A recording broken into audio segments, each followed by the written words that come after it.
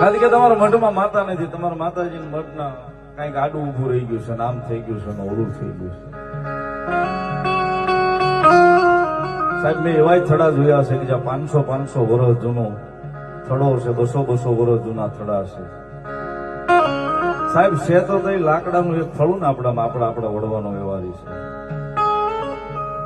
સાહેબ એક લાકડાનો કટકો લાવીને તમારા ઘરે અનુભવ કરી લેજો, લાવીને મૂકી દેજો, 6 મહિના 8 મહિના થશે ને એટલે એમાં હળો બેહી જશે. એક લાકડાનો કટકો લાવીને ઘરે મૂકી દેજો, 6 મહિના 8 મહિના વરસથી એમાં હળો બેહી જશે, હળી જશે.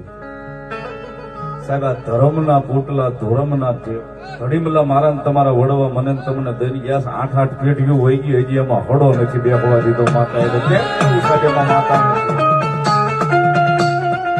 કેમ કેવું સાહેબ એમાં માતા નથી? તમે કોઈ પણ